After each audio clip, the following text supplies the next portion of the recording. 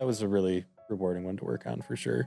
Got to learn a lot, and also it's just a little bit more high profile too. Yeah. And so it has like a built-in audience already, where you kind of already know that like millions of people are going to watch it. You know. Hey guys, welcome back. Today we have Scott McCambridge, local filmmaker, friend, video editor, film editor with a strong emphasis on storytelling. He's here to share his origin story and some of the cool projects he's been working on. So, welcome, Scott. Yeah, thank you. Thanks for having me. Yeah, you're welcome. So how did all of this get started? Well, so for filmmaking, it was the thing that I really gravitated towards as a kid, where that really started when I was in high school. Even before that, probably junior high, my friends and I would get together and we'd just film everything basically, you know, even if it was just us like hanging out on a Friday night at my parents' house, you know, we would always have the camera rolling and doing dumb stuff kind of thing. So, but we would also, that kind of evolved into us actually trying to write sketches, like sketch comedy, and which, you know, I don't know, wouldn't say any of us are hilarious or anything, but we came up with some pretty funny things. But yeah, we would just make little characters, film stuff, and then try, you know, experiment with like the camera and try to like do cool stuff like that. But so when was this? Like what time frame? Like age? Like what kind of equipment were you using back then? Yeah, probably I had a little like Sony Handycam, like one of those like 8mm Sony Handycam things. Yeah. And that was my first camera. And that evolved into, I bought a Canon GL2 when I was in high school, and it was, I think, relatively new at the time. And I actually took out a loan to buy that camera. I think it was like $3,000 or something like that. Oh wow! Now what is it? Like that. What is a GL2? Is that? It's like a mini DV camcorder, basically. So it just shoots to tape, you know. Okay. And then but that was at that time like I think pretty high top end, of the line, you know, or, you know, for prosumer. Yeah, and once we got that, we, you know, we would just film all the time with it, basically. So, one of the things I would say that really inspired me to want to make movies and things like that, even if it was just sketches with my friends, was there's a movie called The Evil Dead. Okay, came out in the I think late 70s that my brother introduced me to. I have an older brother. So you're kind of young for Evil Dead, you know, in the 70s. But yeah, he introduced me to that probably when I was in junior high sometime. And I really loved the movie, but I also loved the story behind the movie of how it got made. Okay. It was basically a group of friends from Michigan around Detroit, Lansing area, somewhere in there. They, like, a bunch of them dropped out of school at Michigan State, I think, to go and make this movie. And they, if I remember right, they raised enough money at that time to go shoot this thing. And they put everything they had into it, essentially. And then it ended up becoming really successful. And it launched their careers. And that filmmaker's, his name's Sam Raimi. And he obviously went on to do, like, huge movies, you know. Yeah. But I was really inspired by that. And I always thought that was just such a cool like path to take, you know. And there may be something to that about taking your, or at least trying to take your own life into your own hands and like, you know, follow your passion, follow your dreams. And I found that really inspiring. So did it matter? Was it partially because he was from Michigan? So it was kind of like you could connect with that more? Yeah, that was part of it. And then also just that story of just going for it, you know, like go out and make the thing and see if that translates well for other people, or at the end of the day, maybe you'll hopefully be proud of yourself. I don't know, but I still love that movie, obviously. And then, but yeah, that's kind of where I even did like a whole paper on them when I was in, I was probably 9th grade or something like that. I did like a whole like book report. Okay. But it was basically on the making of The Evil Dead. I wrote like a whole paper on it. I don't think anybody else probably did that same paper back then. So no, probably not. Yeah. I was a bit of a nerd. I still am. Oops, sorry. I thought I turned my all good. So you grew up in Traverse City? I grew up I grew up in Traverse City, Michigan. And which is a great place, obviously. Back then it was felt much smaller, even though it's not a huge place today. It's just way busier now, obviously. But yep, I went to high school at Central High School in Traverse City, and that's where I met my good buddies that we would make these videos and stuff. You still keep in touch with these guys, or? I should do that more better, obviously, but I still goes. love them to death. I mean, they're still my best friends. I would still consider them my my best friends. Yeah. But yeah, that's kind of where that all started. So next step, film school. You start making your own stuff. You start working, or? Yeah, there was a period of time after film school where it kind of felt like all that slowly went away, just because everyone drifts apart a little bit, and people move away. And I think I was not really sure what I wanted to do, and I applied. I got accepted to Columbia in Chicago for film school, but I think the price of it just kind of scared me away, if I can be honest with you. And I was like, oh man, I don't know. I mean, at that time I was working, a job that paid probably, I don't know, $8 something an hour, kind of thing. Like, just and I was like, there's just no way I'd ever be able to pay this off. And plus going into a film or a career like filmmaking it can be, it has its ups and downs, of course, but high risk, high reward. Yeah. I think if I had known how risky it was back then, I probably would have maybe picked something a little safer, or at least expanded my studies. But I did not. But anyways, there was a period of time there where I wasn't quite sure what I was going to do. So I went to community college in Traverse City.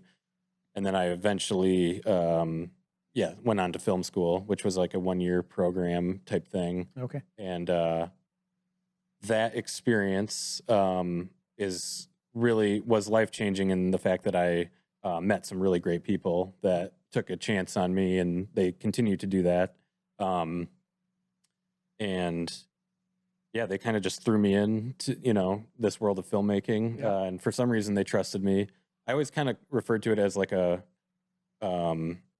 baptism by fire, because you're just thrown into this like thing that's like a little overwhelming at times. But what kind of things did they have you throw you to? What were your responsibilities or projects? So right after film school, I ended up moving back to Traverse City for a little bit, and I was just kind of working up there. And I remember I got a call one day from a really good friend of mine named Caleb Slane, who's a very, very talented filmmaker. He's, I would say probably the best filmmaker I know personally. But nice. He called me one day, and I had gone to film school with him briefly, and he said that he was hoping to hire or bring me onto this project that he was working on with a company named Gorilla here in Grand Rapids. Yeah.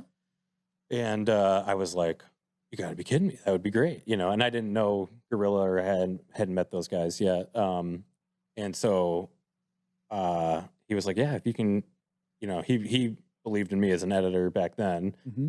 And so I ended up kind of quitting my job and just moving back to Grand Rapids and doing that with him. And that ended up being a reality television show, which starred Chris Kaman, who played for the Los Angeles Clippers and some other NBA basketball teams. Local guy. Yep. The guys at Gorilla they are friends with him, and they went and filmed this whole show with him. And basically it was about in the off season, he would take his fishing yacht down to Mexico with the hopes of catching a blue marlin. Okay. Which is it's a very sought after like sport fish kind of thing. So, and of course these guys had no clue what they were doing. Which lends itself to some pretty interesting conflict for a show. But yeah, that's how I really cut my teeth on like professional storytelling and film editing, was that we had all this footage without really like a story or plan, and we kind of had to like come up with that stuff as we went. So after filming, or kind of while you're filming. Okay. Yeah, it was already filmed, but the story wasn't really figured out. It was just kind of like they had some brief hopes of like, oh, we could like kind of do make these scenes into like pillars of like, storytelling essentially, and then build around it. But a lot of it was found in the editing room, of how to tell the story and like manipulate it in a way that would be entertaining and interesting for an audience. And so we ended up really creating it, and really like there's a great saying I've heard a few times over the years with filmmaking is that you tell lies to tell the truth. Sure. And so you essentially you're over exaggerating something that happened to make someone feel something more emotional or something like that, So that's what we did on that show pretty much. We just kind of like figured it out as we went, and it wasn't always pretty. It took us a long time to finish it up. But then I think Chris started playing for the Dallas Mavericks at one point, and he got to know Mark Cuban, who was the owner of that team, and he I think was the owner of AXS TV or something like that. And then so the show, I think, eventually ended up being picked up by AXS TV through that connection there. So it's your big break. That was if you want to well, that's the start, like it was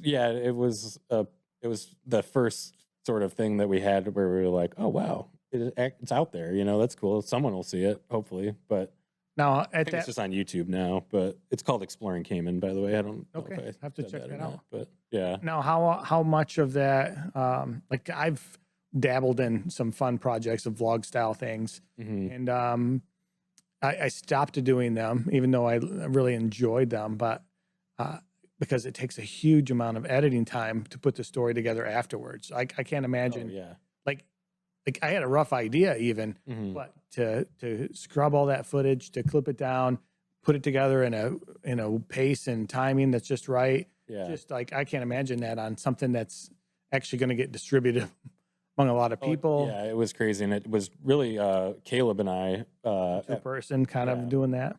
Yeah, at first it was really just us like putting it together more or less, and then we had help from the producers as well, of course. But it was kind of our job to just, there wasn't like a ton of money or anything like put into it. It was more of like we'll just kind of do this as we have time sort of thing. And then we took it very seriously though, because we were like, oh, this is a great opportunity. And and so it was pretty much just the two of us. And then eventually I think Caleb Slane smartened up and moved on with his life and said, I'm not doing this anymore.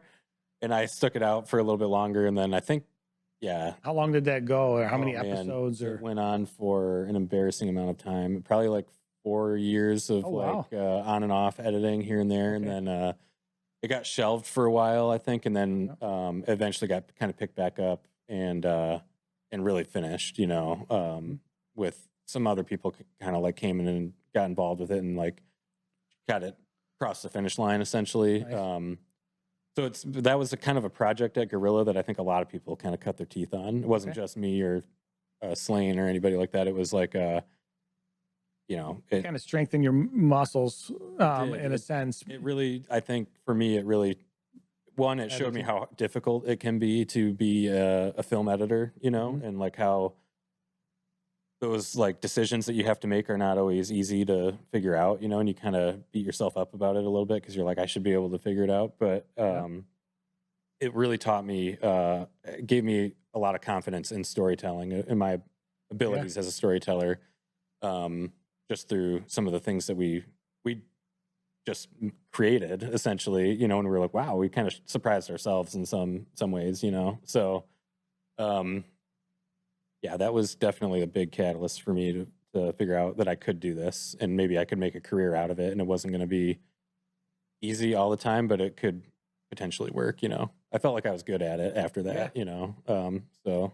And we all need that kind of thing. Yeah. You struggle through something, you get something positive happen, that you get a little bit of payoff. Yeah. It's like golf when you hit the one shot or, right. It keeps coming back again. Like, okay, I'll come back and take the punishment some more and, struggle through. What was the next, was it projects or was it from there? I would say I started to actually work on like smaller commercials and things like that and shorter documentaries. And I started to, it started to become more steady work, you know. But it was through that experience, and that I think because I stuck it out a little bit, it showed that I cared in a way that I could be trusted with, like, you know, more just more projects that are coming in through like actual clients, you know, not just like passion project kind of things, you know. So that kind of was good, obviously. But then I would say it was like around 2012 or so. My friend Chad Terpstra and I and Jeremy Rush started toying with this idea of making a short film about tobacco pipes, basically. And I think now, did you have probably going to blank on some of the details just because it was so long ago. But yeah, sorry, what were you going to say? No, I was just going to say, did you have so you wanted to make a short film? Did you have like aspirations for it? Was it more of a passion project? You were trying to win a festival, or I think it was definitely more of a passion project that we thought, oh, this could be an interesting subject matter. Yeah. And kind of be like a festival piece, you know, kind of thing. None of us intended to spend like a few years of our life trying to figure it out. Yeah. But basically, I think Rush had a friend, through a friend of a friend or something like that. He learned about a pipe maker up in the up in Upper Peninsula, Michigan, and he would just seem like a really interesting guy. He made really cool tobacco pipes, and he was accessible to us, you know, through a friend of a friend. And we thought, well, he's probably got a really interesting story, and we could go film him make a pipe and show us the process from start to finish. Sure. And we went up there as a group and filmed for a couple days, and our intention was to come back and create a short film out of this.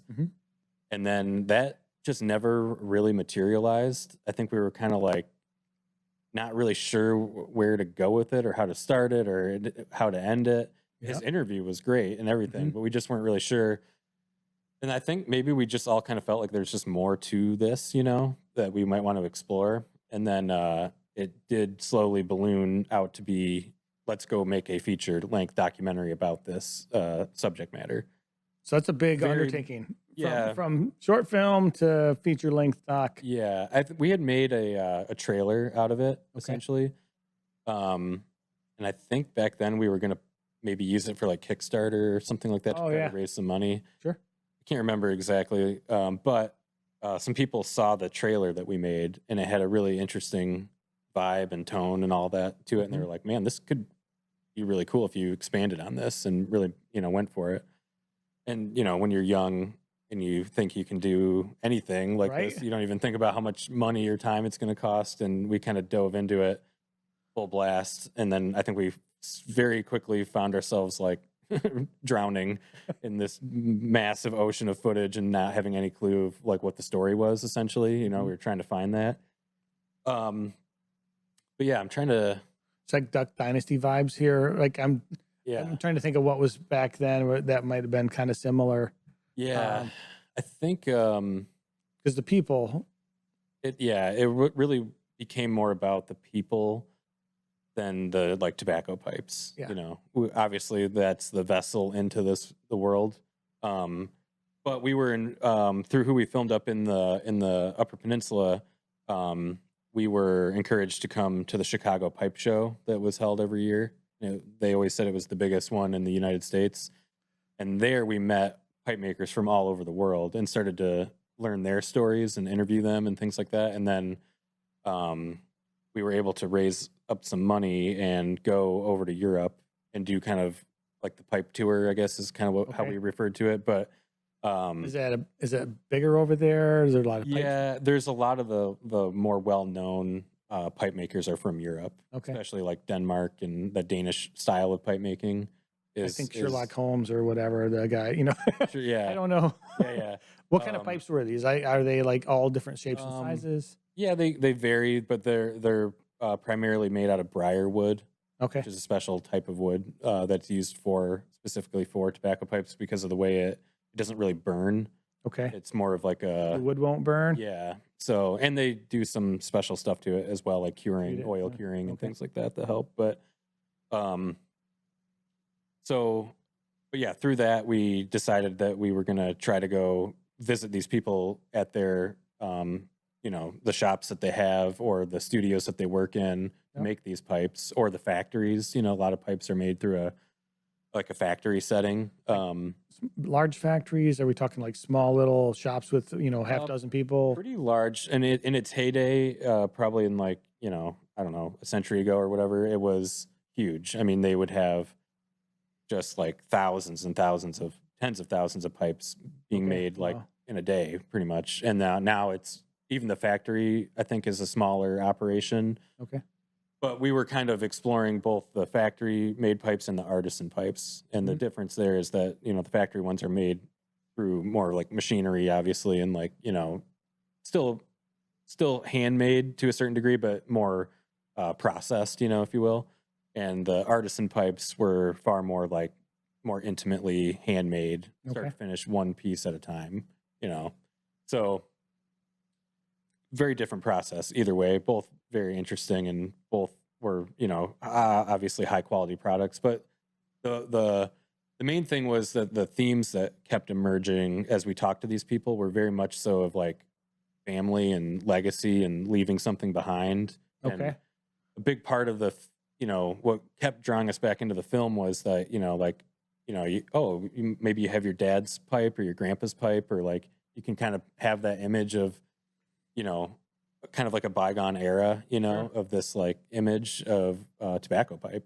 And that just became this like kind of charming thing of like, what are we leaving behind, or like, what are we doing with our lives, that is like interesting for the next generation kind of Yeah. thing.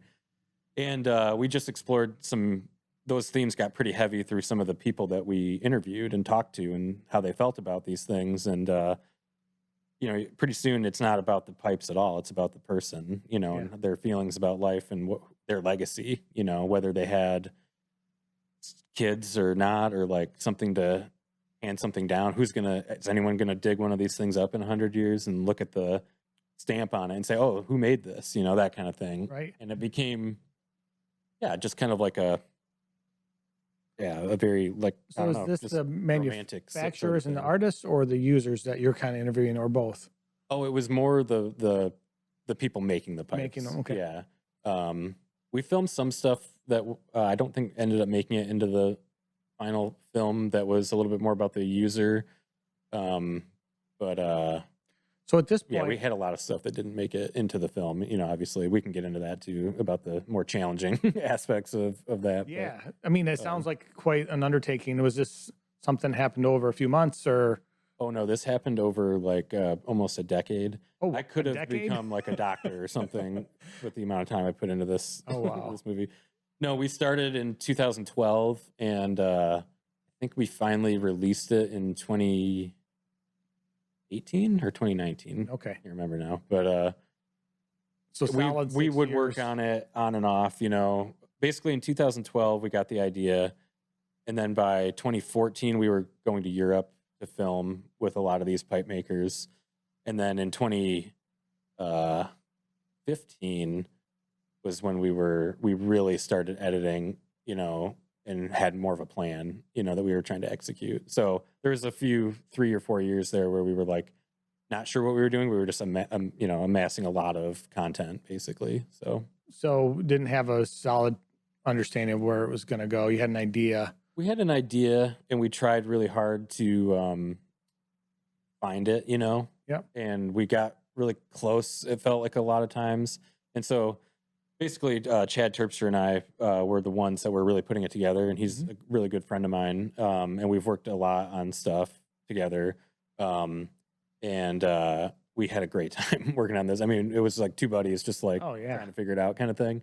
But I think we just eventually hit a point where we were like, we could just use some extra help, and maybe get outside of our own heads with this, Yeah. and like get other people's opinions. Because I think you can work on something and think it's amazing, Yeah. and then show it to somebody, and then all of a sudden, as they're watching it for the first time, you just feel like you've made the biggest piece of crap ever, because like they don't react to it the way you Done want. that. Yeah. Yeah, and it's like, ugh. And we had, I mean, speaking for myself, like when we'd show people like what we'd been working on, it just, you could just tell they weren't like getting it, or it was just really long, and like maybe yeah, it felt like, oh, this section was great, but then why are you talking about this over here, you know? So we had a lot of structural things that we were trying to fit everything in there, and it just wasn't like getting to an end point, you know. It just kept getting bigger and bigger and bigger, and then it was harder and harder to figure out.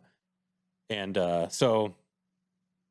but yeah, I mean, without taking all those risks and going out and getting that stuff, we wouldn't have had anything to make in the first place. So And this is all on your dime. No, nobody was. we raised, we raised some money to do it through some sponsorship type stuff of people in that like type world, you know. Oh, nice.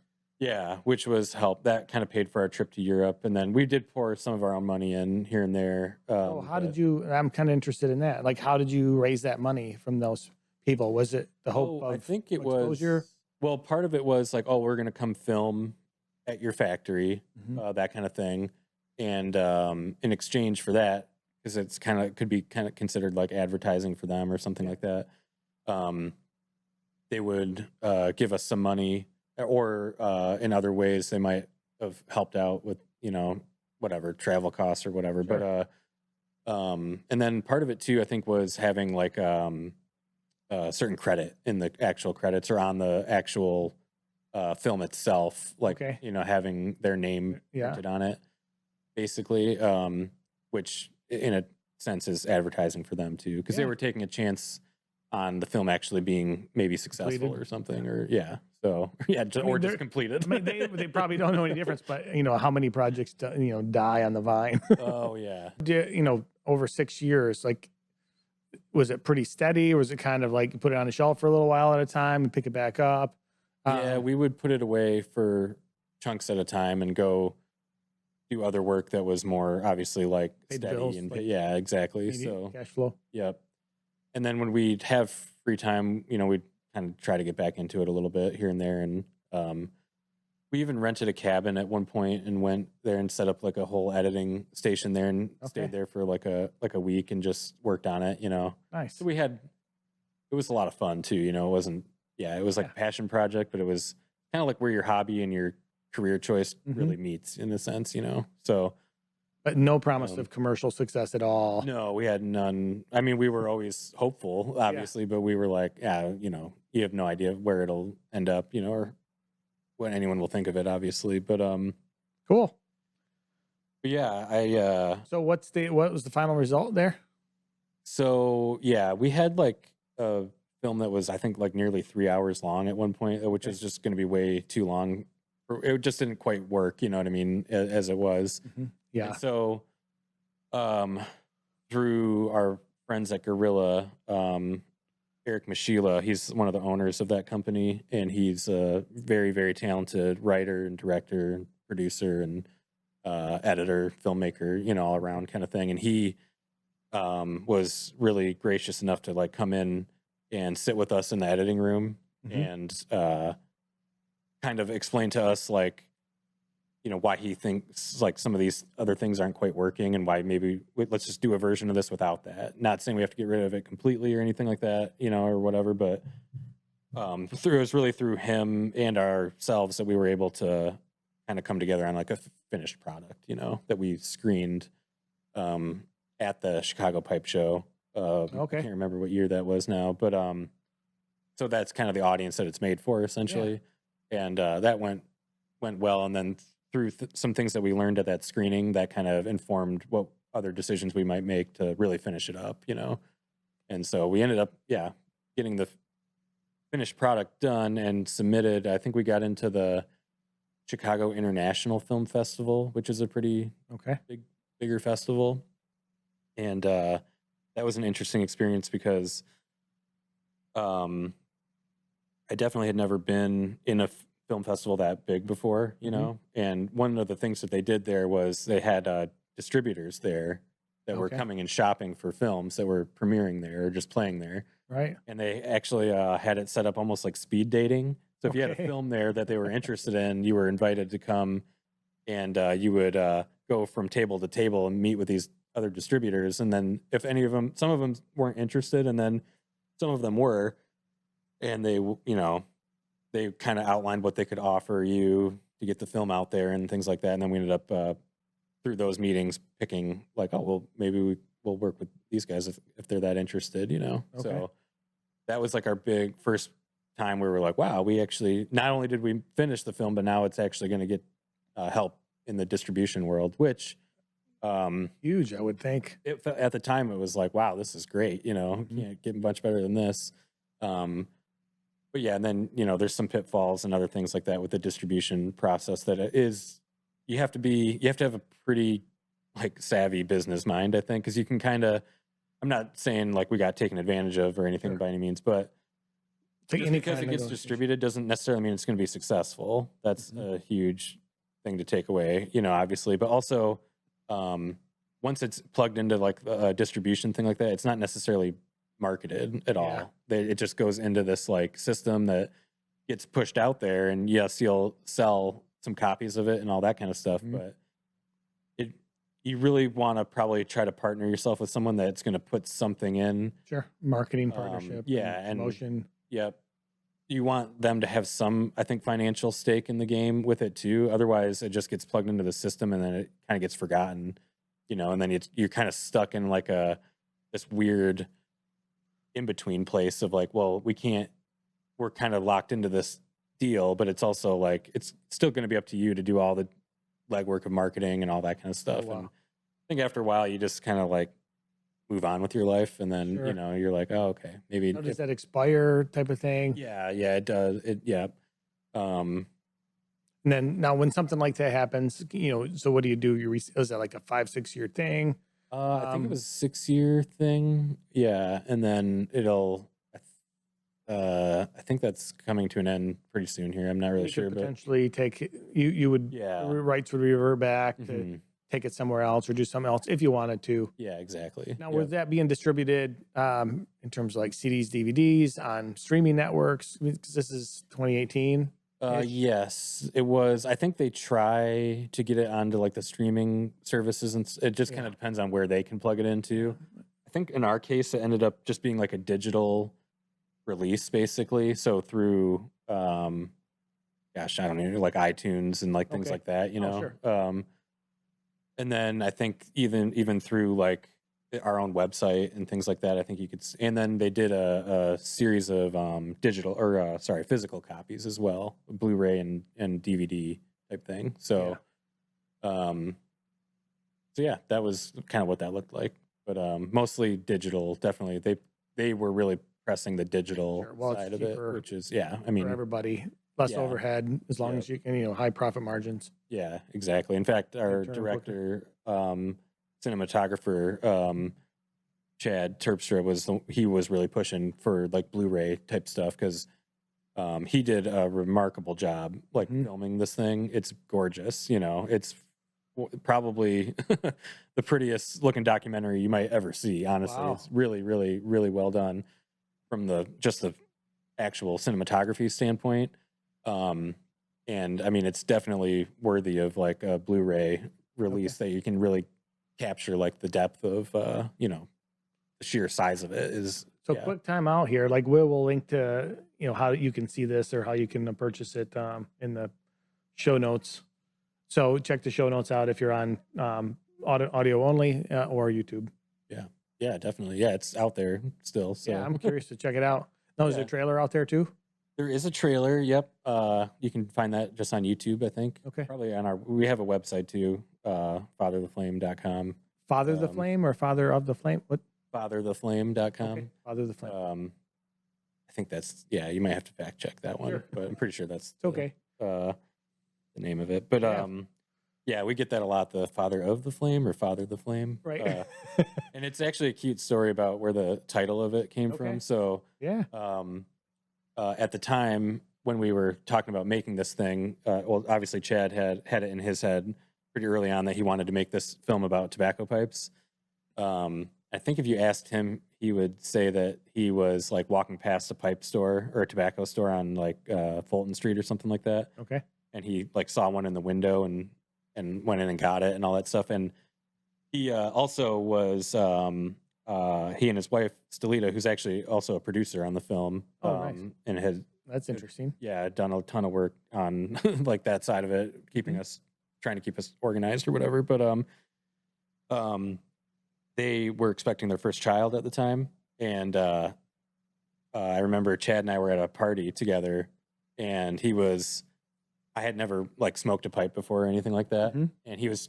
I guess there's like kind of a trick to lighting one, you know. Okay. You have to kind of more of like a feel kind of thing, but it often will go out on you. Like the flame will go out if you're not like, you know, sucking on it or inputting air. Yeah, exactly. But pipe sucker. Yeah.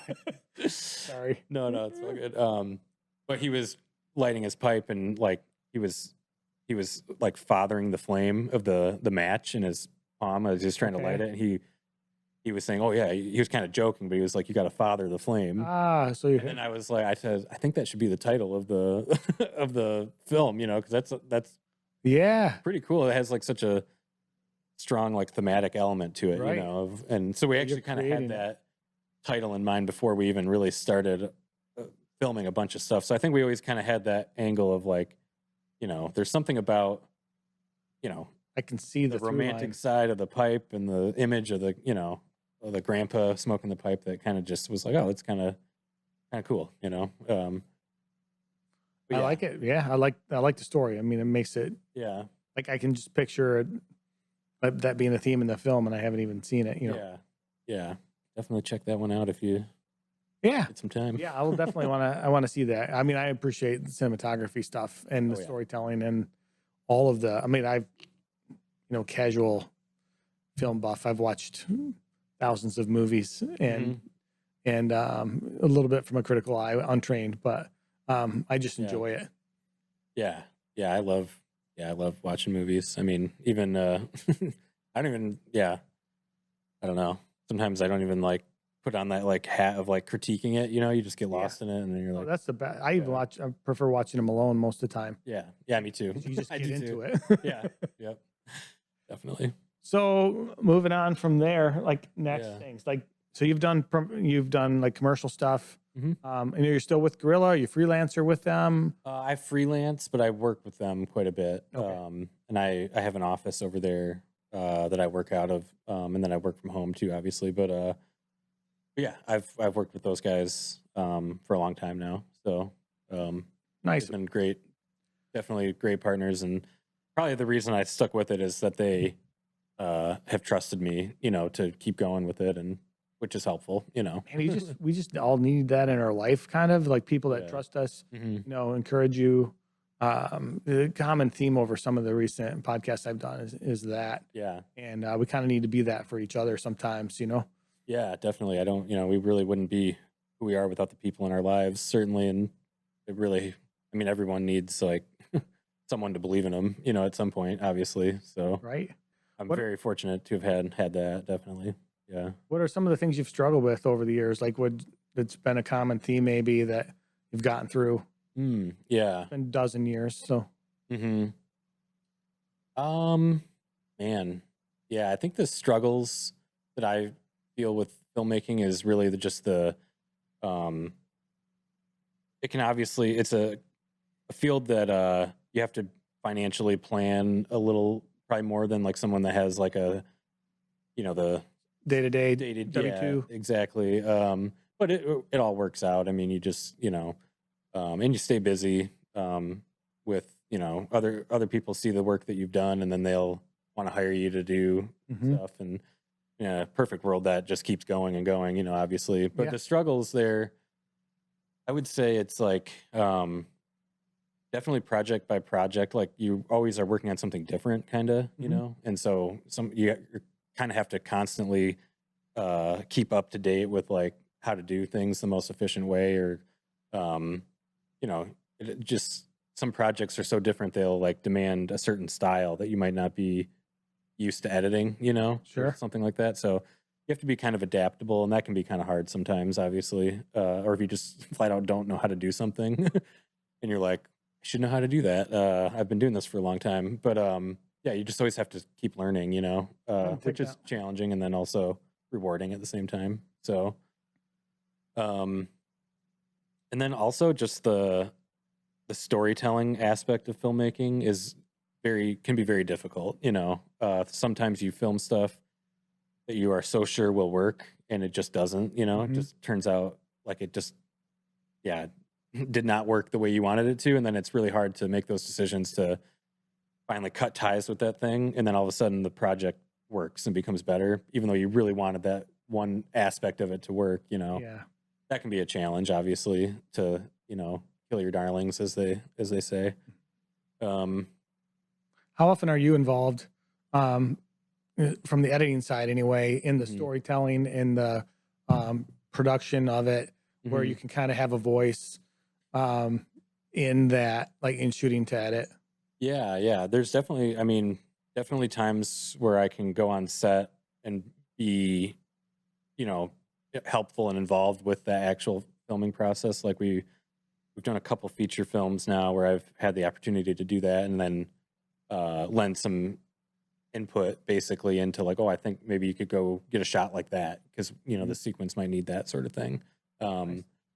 Commercial stuff, I've done that sometimes, but that's not always very necessary, just because a lot of times they're storyboarded beforehand, and then you kind of show up on the day with hopefully a pretty solid plan of what you're going to capture, and then in the editing that becomes more about just executing that plan, which is obviously very different than editing like a documentary, or something like that. 30-second commercial or something versus. Yeah, it's still challenging in certain ways if things don't like quite work out. We had a commercial one time where it was supposed to be like a very 30-second commercial type thing, and it was storyboarded and all that, but in the blocking of it, like, things just took a little bit too long, and they didn't quite get it like snappy enough, and then it became a challenge to actually fit it in the 30 seconds, but it had to be a tight 30, to be on TV and stuff like that. So that's where you're like making decisions where you're like, you don't want to make this decision, but you don't have much of a choice. You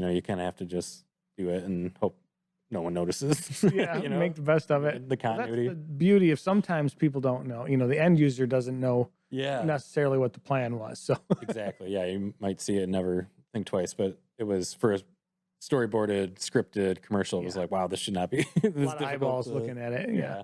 But that happens. It's just part of the process of creating something like that. It's never going to go like completely perfect. It's always going to be something that doesn't quite work out. So, just probably part of the charm and interest in it. And to me, like always curious, always learning, always something new. It's not factory work that's the same over and over and over. But every day a new challenge, which can also probably get old sometimes, or challenging. Sometimes, maybe you're like, I just want something that's like easy for the same over and over. But I don't know. But I would say my favorite style of editing would definitely be more in either the narrative space, like feature films or short film type things like that, like definitely more story driven stuff. And I love documentaries. It's probably the most fun I've had editing is kind of like helping create the actual emotion and like the timing of things and like the structure of it all.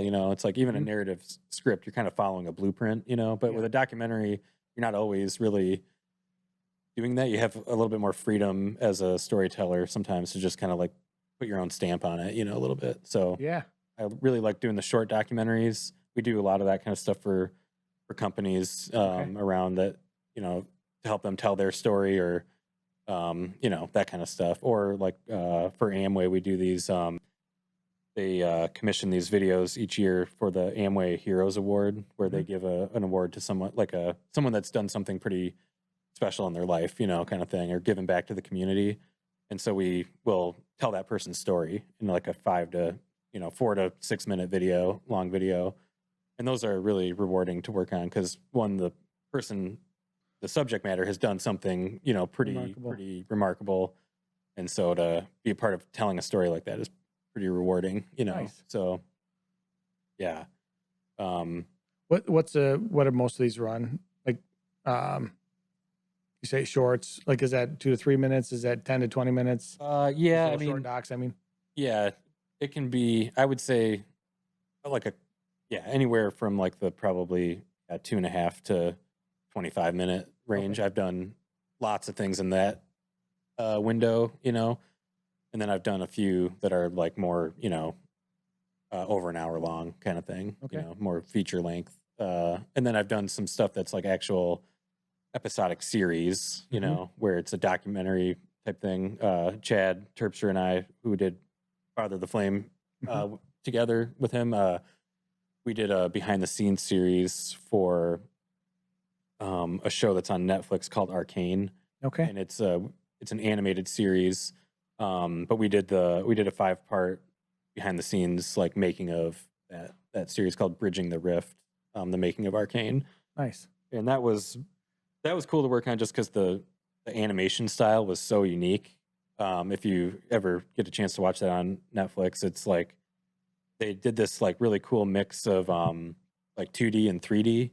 So it kind of looks like a painting, but then they brought in these like 3D elements to it that are all, so it's kind of like very hand done. Yeah. But then it has that extra kind of element to it that just adds like a really unique style. But it's very, very hand done. In fact, like one thing that we learned while making that is that the animators like take an entire day animating just like a second or two. You know what I mean? Of like, is that made here in the U.S. or is that the like studio Japan? that the animation studio was in Paris, France. Paris, and yeah, they're called Fortiche. But yeah, they did just a remarkable job on that. It was really, really beautiful. So, but yeah, to be able to work on that was really cool because I got to learn a lot about the animation and then obviously the storytelling. I mean, these guys wrote this this whole series, you know, based off of a video game called League of Legends by Riot Games, and there's a lot of different characters in that game. But they, you know, these guys the showrunners for that show had worked at that company for since pretty early on in its days, and they just kind of had this idea of like, you know, you can play as any of these characters, but like, who are they, and like what, you know, like where do they sleep at night, and what do they eat? And in fact, the series, our behind the scenes series, starts with him wondering these things, and so they took some of their more their favorite characters. I'm not sure if they're like most popular for the game or not, but they love these characters more than anybody, you know, and they kind of wrote a whole series to kind of like flesh out their backstory and why they are the way they are, essentially. That's so super cool. Like I love that kind of stuff. Yeah, it's really a really cool show, and that's on Netflix. The behind the scene one, or just the show's on Netflix. The actual animated series is on Netflix, and then the behind the scenes series is on it's on Riot Games YouTube channel, and it might be on Netflix YouTube channel. I'm not sure, but see if we can get a link to that, and yeah, I could send you links to that for sure. Yeah, but that was a really rewarding one to work on for sure. Got to learn a lot, and also it's just a little bit more high profile too. Yeah, and so it has like a built-in audience already, where you kind of already know that like millions of people are going to watch it. You know, yeah, that's gotta be cool. Which is definitely cool. And then and you can just it's really nice to go through and read like some of the comments and stuff because they really loved it, and they loved they're such fans of the game that they really loved being able to see this like behind the scenes look at it that was that we, I think, did a pretty good job crafting. And so it was cool to actually see like an audience response, I guess, if you will. You know, a lot of times we make commercials and stuff that people are skip, can't wait to skip, you know. Scroll on by. Man, this one you can't skip, that's a bummer. But yeah, so it's like a very different muscle that you get to work when you work on something like that versus, you know, more commercial stuff. When you're doing that, did you get feedback from anybody else outside the production team during that process in order to kind of move that along, or did you guys pretty much make all the editorial decisions? We were pretty well trusted to do it, but we definitely leaned on people's input, you know, as I think that's such a crucial part of the filmmaking process, is to just see how people react to what the story is, and and we had some moments in that too where it was like, you know, we were kind of beating our head against the wall because we wanted to put stuff in, you know, but everyone else was saying like it just doesn't work. It's taken too long. It just needs to be more to the point, that kind of thing. And Yeah.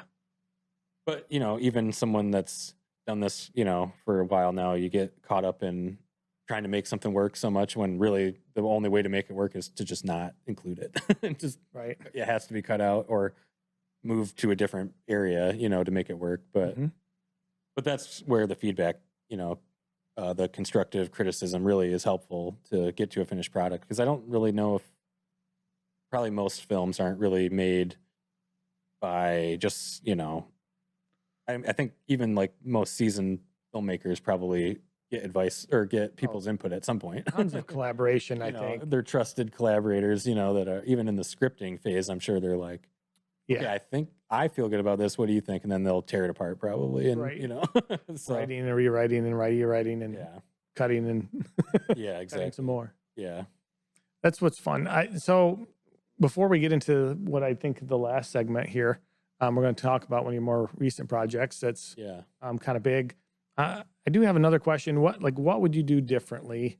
Like if you were starting over, this is 2012 again, knowing what you know now, and in turn, what kind of advice would you give like a young filmmaker or somebody kind of like you that, like, where do you start and what's some good advice? Oh man. Yeah. I think I think it really is kind of about, well, the passion that you bring into it is definitely very important, but also the people around you. I got very lucky in that I was very like well accepted into this like group of filmmakers here in Grand Rapids, and we all had very similar passions and were very like-minded and had similar tastes, in movies and things like that. And it would not have really been possible without that, I don't think, just because that what started off as, oh, this is just kind of fun, we're hanging out, it kind of just evolved into like, no, this is actually working sort of as a career, here and there. And so I guess my advice there would just to be, I hope that they can find those like-minded people and kind of gravitate together. Because, even if you look at the best filmmakers of all time, like Martin Scorsese and Steven Spielberg and George Lucas, they were all kind of friends. Like they all kind of knew each other, and they were peers. And, they didn't start like being these like incredible filmmakers. They were just making stuff, you know what I mean? And so I think that's an important thing to just have those people you can rely on and, build trust with. And yeah, I mean, it takes a lot of people to make a movie, any size movie kind of can take, more than one person usually. So, so far, I think out of that, I mean, I'm finding like 3 takeaways there. yeah, One, surround yourself with good people. I yeah, think that's kind of a long-term, you are the average of the 5 people you surround yourself with. You need that support, kind of going back earlier, the support and encouragement. yeah, That network is your net worth. This is another, business axiom that you hear over and over and over. yeah. And so that's 2. I don't know what the third one was. I had it. Well, I think just the passion that you bring into it too is really important. Like you have to, I really do think that if you are really passionate about something and have a pretty good understanding of what it is you want to do, you'll probably end up making something pretty good. You know what I mean? I think, we all make stuff at first that doesn't quite work. If I went back and looked at some of the things that I made, when I was younger, I would be like, oh, probably, certainly. I think everyone has. Even today, I make some stuff where I'm like, oh, I don't know if that one's gonna make the. I don't know if that's gonna go on the website or whatever, but I still think it's it's very important to find what inspires you. You know what I mean? Is what I'm trying to say. Well, that'll get you through the hard times. Yeah, Like the grind when you got to grind and you don't have the money and you got to do it.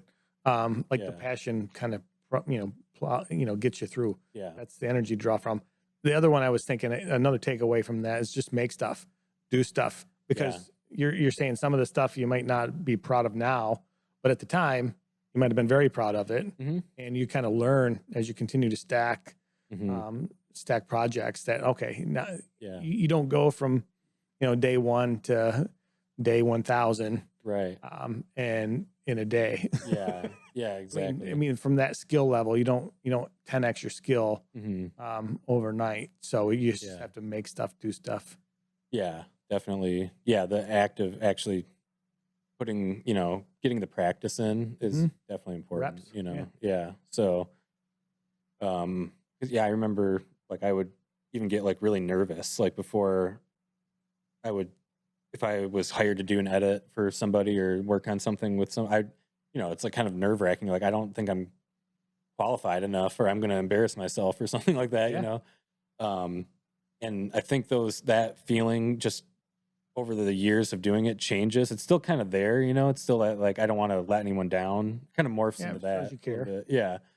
But it's, I think when you sit down to edit something, or tell a story like that, you don't always know it's going to work out. You know what I mean? Pretty much every single time you're kind of like, I'm going to stumble upon something that's going to be cool. I just don't even know what it is yet.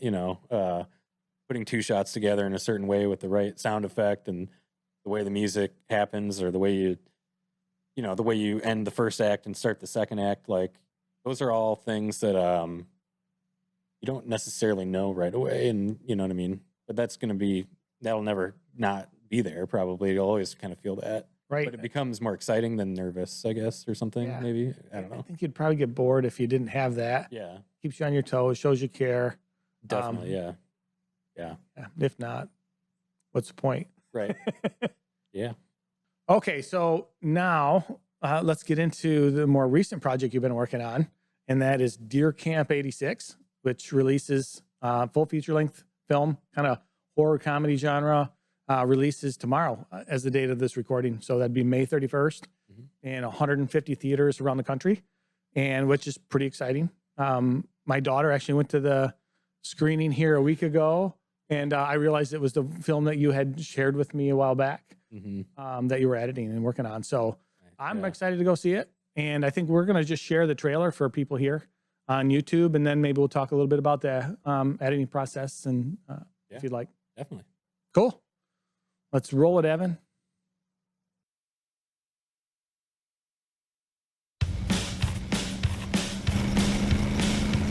The buck stops here. Come on, let's get to camp before dark, Buck. Tough titties, my liver's itching. Let's get those drinks in the air and make it tough. To the high! All right, go. Pulled one deer tag before we even got out of the truck. They smell that.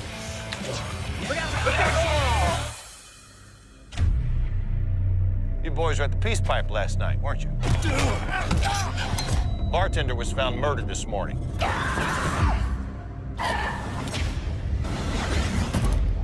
Too many of our girls go missing. Outsiders come up here and take more than venison. We did not come up here to get in any trouble, Your Honor.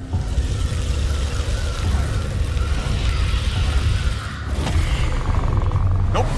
There's no hiding from the sins committed on these lands.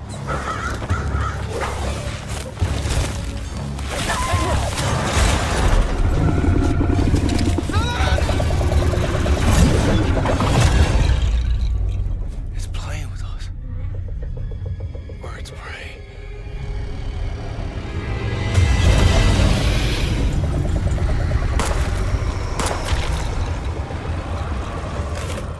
Where are you going? I'm going back to Detroit, where it's safe. Thing. It definitely has a very unique brand of humor. Some crude humor, definitely, but then it's got some great, moments of suspense, a couple of jump scares and like that kind of stuff too. Well, I look at it and I'm like, this looks like fun. I mean, I grew up there. I mean, not that far away from there. And this is the same culture though. Yeah. I mean, we weren't from Detroit going up there, but those guys, from what I've seen in the clip, could actually be from there. Yeah. Maybe not even Detroit, but just kind of guy humor. Yeah. Smell my finger. I don't know what happened before that. Right. and then the deer hanging and dangling. Oh yeah. Yeah, it's definitely it's definitely that kind of movie. Yeah. His liver's itching. Like it's just, I mean, it looks entertaining to me. So I'm excited Nice. to go see it. Yeah, I definitely think it is. It was a really fun movie to work on for sure. I mean, it's kind of like my younger self's dream to have worked on something like this. You know what I Sure. mean? Definitely. So, um, yeah, the acting is really good, which makes my job as an editor even more fun because it's like you know you're the actor that people don't see. You know what I mean? Like you're Mhm. helping, you know, whatever, like craft this thing into the most, you know, the thing that works the best, sort of thing. So, um, yeah, I don't know. I feel, I feel very grateful to have had the opportunity to work on it, but also I had a lot of fun too. The process itself, just got to make a movie with my buddies, basically. You Yeah. know, so. So how'd that process work? Let's get into that a little bit. Yeah, so if I recall, so my friend Eric Mashila is the one that wrote the script Yep. for this. And he, you know, he's kind of the one that I think really poured a lot of himself into it Okay. in that sense. And our other friend Harold Kronk is the director of the film, and he also, those two guys together, like, you know, are, you know, Sure. great like collaborators and just good friends and all that kind of stuff. And then yeah, I was just lucky enough to be brought in to help them edit it together. You know, I think I read a draft of the script at one point and gave some thoughts on it as well. Mhm. But we basically, we're at the filming location. I had a room set up, so I actually went to set Okay, nice. and I was editing in proximity to the set. I wasn't actually on the set, but I was at like a house on a lake not too far away. And so at the end of each day, you know, they'd get their scenes shot and then I would get the footage, but I'd be working on the previous day footage, just editing the scenes together. And so by the time we got done filming, you know, we had a bunch of scenes put together already. And it also, I think, was helpful for the guys filming it as well, because they could come and watch Oh, had yeah. been sort of like created even a rough cut form, you know. Sure. But I did my best to put some like sound effects and even some music, you know. I think a big inspiration for this film is the movie Predator Oh, yeah. with Arnold Schwarzenegger. And so I would just, even in the editing, I'd just like use that music sometimes as like temp music just to kind of like give it Yeah, give the bring it to feel. life a little bit, you know. But yeah, and then once we wrapped shooting, I think Eric and I just kind of like got together in our editing suite and just kind of put the rest of it together in just a few weeks, basically, to get it to a rough cut. And then I guess one of the challenges with that is that being that it's like a lower budget film Mhm. and stuff like that, we actually had less, like the movie was too short, basically, you know. Okay. So, and I think we were a little surprised by that because we literally only cut one scene out of the movie, which Yeah, wasn't. that's got to be unusual, I would I think think. it is. Yeah, it wasn't even really a scene. It was like there's just a part in the movie where the guys are all at separate parts in the woods, and then they Okay. all have to kind of run back together, and it's just one shot of them running through, and it just wasn't necessary for like the story, you Sure. know. And we're like, oh, well, let's cut that.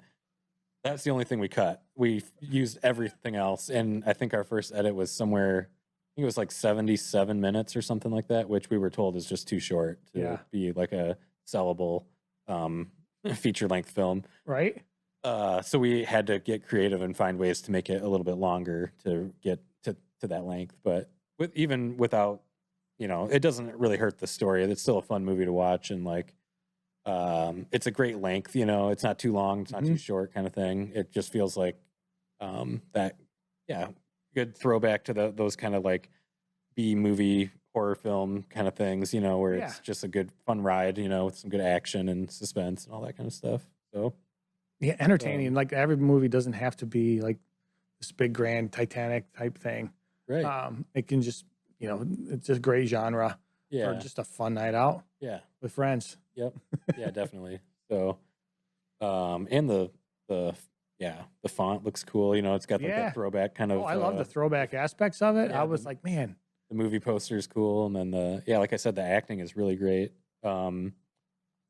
And yeah, the music score is awesome. The direction is great. Yeah, it really came together nicely. So I think we're all proud of it and excited to see, what can happen with it, obviously. But I'm just shocked at how efficient you were able to do it and to edit that quickly, at least for your rough draft. I mean, it's probably got to be helpful, like you said, for those actors to kind of see their work right away and inspiring a little bit. I yeah, would think it'd keep momentum rolling in some sense. And I think there were definitely scenes that were very difficult to edit, but when the acting is good and like the camera work was great, I mean, what they did with the camera work was crazy in this movie for what they had to work with too was, you know what I mean?